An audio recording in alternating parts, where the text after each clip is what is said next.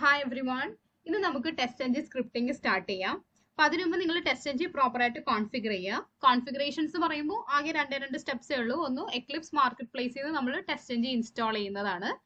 രണ്ടാമത്തെ സ്റ്റെപ്പ് എന്ന് പറയുന്നത് TestNGനെ നമ്മൾ വർക്ക് ചെയ്യുന്ന പ്രോജക്റ്റിലേക്ക് ആഡ് ചെയ്ത് കൊടുക്കുന്നത്. അതിപ്പോൾ ജാവ പ്രോജക്റ്റ് ആണെങ്കിൽ TestNG ലൈബ്രറി ആയിട്ട് ബിൽഡ് പാത്തിൽ പോയിട്ട് ആഡ് ചെയ്ത് കൊടുക്കുക.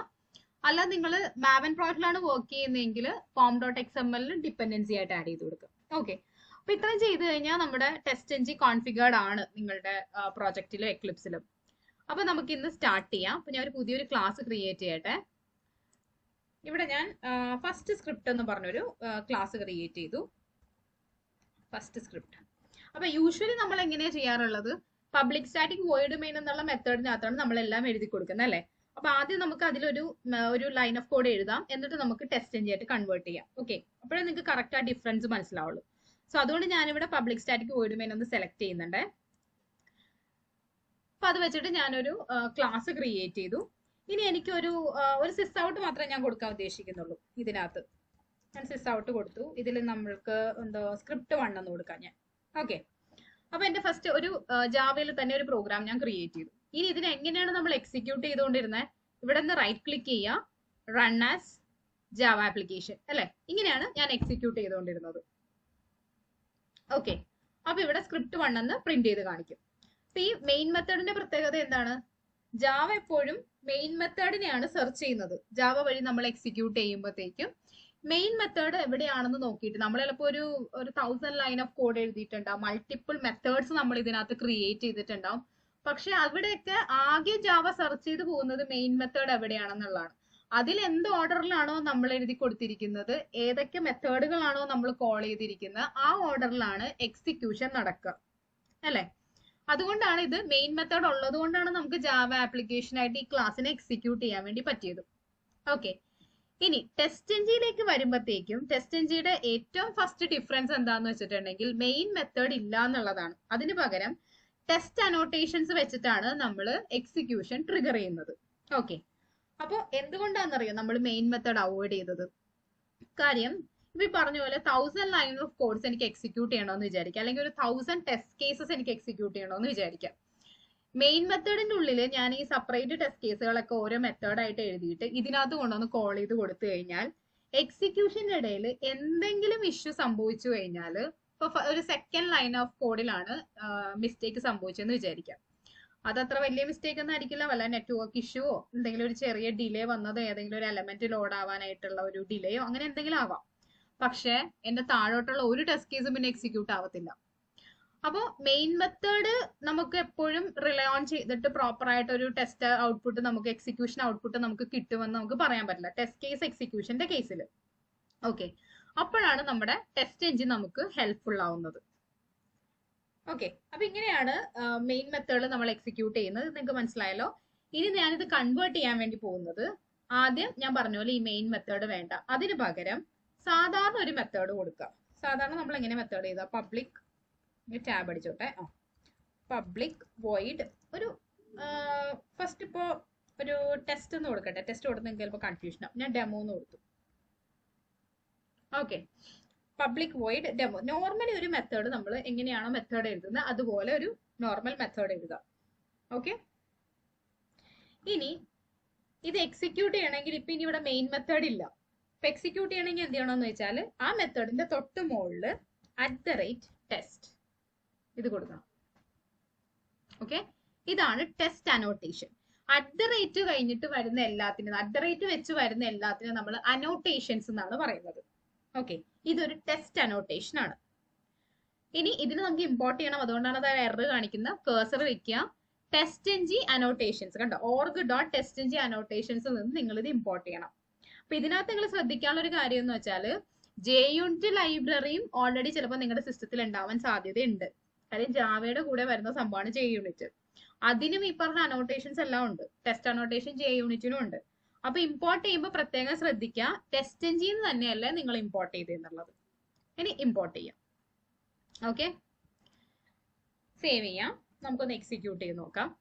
അപ്പൊ ഇനി ഇത് എക്സിക്യൂട്ട് ചെയ്യാനായിട്ട് നമ്മൾ എടുക്കുമ്പോൾ നേരത്തെ കണ്ട പോലെ നമ്മുടെ ജാവ ആപ്ലിക്കേഷൻ പിന്നെ കാണാൻ പറ്റത്തില്ല. കാര്യം എന്താ? മെയിൻ മെത്തേഡ് ഇല്ല എന്നുള്ളത് തന്നെയാണ് അവിടെ ചേഞ്ച് വന്നത്. മെയിൻ മെത്തേഡ് ഇല്ലാത്തതുകൊണ്ട് ജാവ അതൊരു ജാവ ആപ്ലിക്കേഷൻ ആയിട്ട് എക്സിക്യൂട്ട് ചെയ്യാനായിട്ട് പറ്റില്ല. @ അനോട്ടേഷൻ നമ്മൾ കൊടുത്തത് കൊണ്ട് ടെസ്റ്റ് അനോട്ടേഷൻ കൊടുത്തത് കൊണ്ട് TestNG ആയിട്ടാണ് നമുക്കിത് എക്സിക്യൂട്ട് ചെയ്യാൻ പിന്നെ പറ്റുക. ഓക്കെ, അപ്പൊ റൺ ആസ് TestNG കൊടുക്കണം.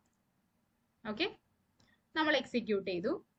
ഇനി എക്സിക്യൂട്ട് ചെയ്ത് കഴിഞ്ഞിട്ടുള്ള ഒരു റിസൾട്ട് എന്താന്ന് വെച്ച് കഴിഞ്ഞാല് കൺസോളിൽ നമുക്ക് കാണാം. യൂഷ്വലി നമ്മൾ ജാവ പ്രോഗ്രാംസിലൊക്കെ കാണുന്ന പോലെ നമുക്ക് കൺസോളിൽ കാണാം സ്ക്രിപ്റ്റ് 1 എന്നുള്ളത് പ്രിന്റ് ആയത്. പക്ഷെ അതിന്റെ താഴെ നമുക്ക് സ്റ്റാറ്റസ് കാണാം. ഇത് പാസ് ആണോ ഫെയിൽ ആണോ എന്നുള്ളത് നമുക്ക് അറിയാൻ പറ്റും. ഒരു കാര്യം. പിന്നെ എത്ര ടെസ്റ്റ് കേസുകൾ എക്സിക്യൂട്ട് ചെയ്തു, ഇതിലാകെ ടെസ്റ്റ് എന്ന് ഉദ്ദേശിക്കുന്ന എത്ര അനോട്ടേഷൻസ് നമ്മൾ കൊടുത്തു എന്നുള്ളതാണ്. ഇവിടെ ഒരു മെത്തേഡും ആ മെത്തേഡിൽ ഒരു അനോട്ടേഷനും ആണ് ആകെ ഉള്ളത് അല്ലെ. @ ടെസ്റ്റ് അനോട്ടേഷൻ നമ്മൾ ഒരെണ്ണേ കൊടുത്തിട്ടുള്ളൂ. അതുകൊണ്ടാണ് നമുക്ക് ഒരു ടെസ്റ്റ് കേസ് മാത്രം റൺ 1 എന്ന് കാണിക്കുന്നത്. ഫെയിലേഴ്സ് ഒന്നുമില്ല. ഇനി വേറൊരു ഇമ്പോർട്ടന്റ് ആയിട്ടുള്ള കാര്യം എന്ന് വെച്ചാൽ കൺസോൾ അല്ലാതെ അതിന്റെ ഇപ്പുറത്ത് നമുക്ക് TestNGയുടെ ഒരു ടാബ് വരും.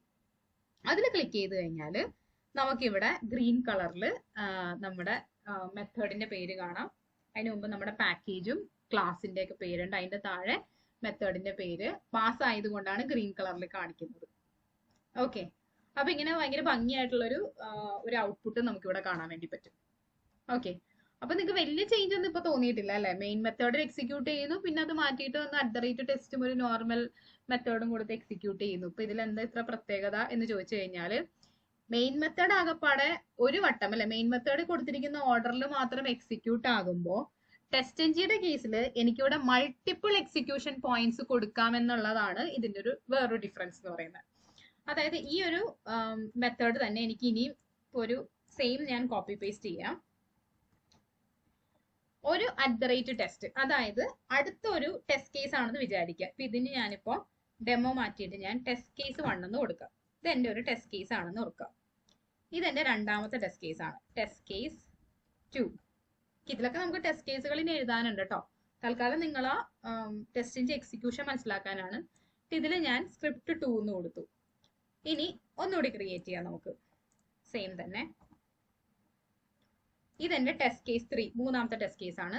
അതുകൊണ്ട് ഇതിന്റെ ഞാൻ സ്ക്രിപ്റ്റ് 3 എന്ന് കൊടുത്തു. ഓക്കെ, അപ്പൊ ഇപ്പൊ 3 ടെസ്റ്റ് കേസുകൾ ഉണ്ട്. ഓക്കെ, ജാവയിലാണെങ്കിൽ നമ്മൾക്ക് എന്ത് ചെയ്യണം? മെയിൻ മെത്തേഡിലേക്ക് ഞാൻ ഈ ഓരോ മെത്തേഡുകളെയും കോൾ ചെയ്യണം അല്ലെ. ഓരോ മെത്തേഡുകളെയും കോൾ ചെയ്യണം. അപ്പൊ നേരത്തെ പറഞ്ഞ പോലെ ഈ ടെസ്റ്റ് കേസ് 1 എക്സിക്യൂട്ട് ആയില്ലെങ്കിൽ ടെസ്റ്റ് കേസ് 2ഉം ടെസ്റ്റ് കേസ് 3ഉം മെത്തേഡുകൾ കോൾ ആവില്ല, അവിടെ വെച്ച് ഫെയിൽ ആവും.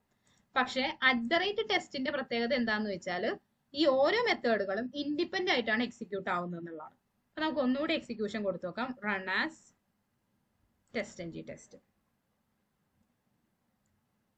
ഓക്കെ, ഇപ്പൊ ഇവിടെ കൺസോളിൽ നിങ്ങൾക്ക് ആ 3 കാര്യങ്ങളും ഓരോ 1 by 1 മെത്തേഡുകൾ എക്സിക്യൂട്ട് ആയിട്ട് ഇങ്ങനെ പ്രിന്റ് ചെയ്ത് കാണാൻ വേണ്ടി പറ്റും. ഇനി TestNGയുടെ റിസൾട്ട് നിങ്ങൾക്ക് ഈ ടാബിൽ റിസൾട്ട്സ് എന്നുള്ള ടാബിൽ പോയി കഴിഞ്ഞാൽ കണ്ടോ, ഓരോന്നിനും സെപ്പറേറ്റ് റിസൾട്ട് നമുക്ക് കിട്ടും. ടെസ്റ്റ് 1 ഇപ്പൊ ഇത് ഫെയിലർ ആയിരുന്നു എന്ന് വിചാരിക്കാം. ഫെയിലർ ആയിരുന്നെങ്കിൽ അതിന്റെ ഫെയിൽ ആയതിന്റെ റീസൺ നിങ്ങൾക്ക് ഈ സൈഡിൽ, ഇപ്പൊ പാസ് ആയതുകൊണ്ട് അതിന് പ്രത്യേകിച്ച് ഒന്നും പറയാനില്ല. ഫെയിൽ ആയിരുന്നെങ്കിൽ വേണ്ട ഫെയിലർ എക്സെപ്ഷൻ എന്ന് പറഞ്ഞ് ഈ കാണുന്ന ഈ സെക്ഷനിൽ നിങ്ങൾക്ക് ആ എക്സെപ്ഷൻസ് കാണാമായിരുന്നു. അതുപോലെ അടുത്തതിന്റെ വെറുതെ നിങ്ങൾ ക്ലിക്ക് ചെയ്താൽ മതി, അതിന്റെ കറസ്പോണ്ടിങ് എക്സെപ്ഷൻ എന്താണെന്ന് വെച്ചാൽ അതിവിടെ കാണിക്കും. ഇപ്പൊ മൂന്നാമത്തെ ആണെങ്കിൽ ഇത് ക്ലിക്ക് ചെയ്താൽ ഇവിടെ മൂന്നാമത്തെ എക്സെപ്ഷൻ കാണിക്കും. ഓക്കെ, പക്ഷെ ഇനി ഇവിടെ ഇങ്ങനെ ഒരു ടാബ് ഇല്ല എന്ന് വിചാരിക്കാം. നമ്മൾ നോർമൽ ഒരു ജാവ പ്രോഗ്രാം ആയിട്ടാണ് ഇത് എക്സിക്യൂട്ട് ചെയ്യുന്നതെങ്കിൽ ഒരു 100 ടെസ്റ്റ് കേസ് ഉണ്ട്. കൺസോളിലാണ് ഫുൾ എക്സെപ്ഷൻസ് വരിക. ഇത് സ്ക്രോൾ ചെയ്ത് ഏതിന്റെ എക്സെപ്ഷൻ ആണ് എപ്പോഴാണ് ഇത് വന്നതെന്ന് പറഞ്ഞ് നമ്മൾ സ്ക്രോൾ ചെയ്ത് ഒരുപാട് മേളിലേക്ക് പോയിട്ട് വേണം നമുക്ക് ഇതൊക്കെ കണ്ടുപിടിക്കാൻ. പിന്നെ ഈ കൺസോളിന് ഒരു ലിമിറ്റ് ഉണ്ട്. അത് കഴിഞ്ഞാൽ നമുക്ക് അതിന്റെ മേളിലുള്ള എല്ലാം ഓട്ടോമാറ്റിക്കലി കട്ടായി പോവുകയും ചെയ്യും. നമുക്ക് പ്രോപ്പർ ആയിട്ട് കാണാനും പറ്റത്തില്ല ജാവ ആപ്ലിക്കേഷൻ ആണെങ്കിൽ. ഓക്കെ, അപ്പൊ അതുകൊണ്ടാണ് TestNG നമുക്ക് ടെസ്റ്റ് എക്സിക്യൂഷന് ഭയങ്കര എന്താ പറയുക ഹിറ്റ് ആയത്. കാര്യം ഇതുപോലെ നമുക്ക് എത്ര ടെസ്റ്റ്, ഒരു 100 ടെസ്റ്റ് കേസ് ഉണ്ടെങ്കിൽ 100 എണ്ണത്തിനെ നമുക്ക് ഇതുപോലെ ക്ലിക്ക് ചെയ്ത് കഴിഞ്ഞാൽ അതിന്റെ എക്സെപ്ഷൻസ് എന്തെങ്കിലും ഉണ്ടെങ്കിൽ കാണാം. വളരെ ക്ലിയർ ആയിട്ടുള്ള ഒരു ഔട്ട്പുട്ട് കിട്ടും.